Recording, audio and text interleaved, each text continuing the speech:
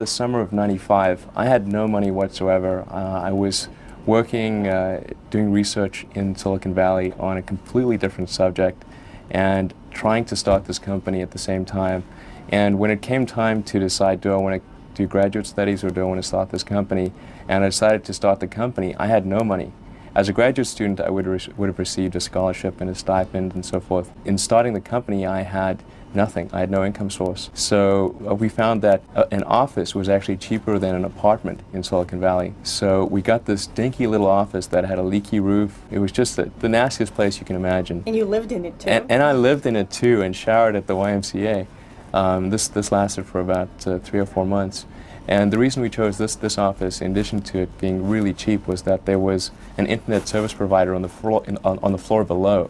So we were able to get really cheap internet access by drilling a hole in the floor and connecting to their server directly. I think the internet is the superset of all media. It is the be-all and end-all of media. One will see print, broadcast, arguably, radio, essentially all media folding into the internet. And what the internet amounts to is it's the first two-way communication medium that is intelligent.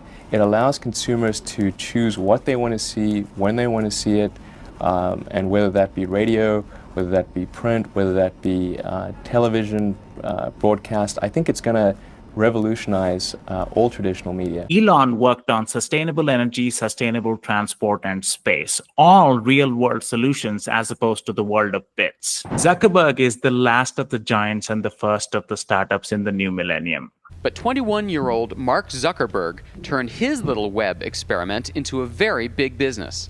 It's called thefacebook.com, and it's like no college directory you've ever seen. For example, you can take a person and look them up and you can get a picture of how they'd like to portray themselves in addition to, say, the courses that they're taking, sports teams, clubs that they're a part of, and who their friends are at the school.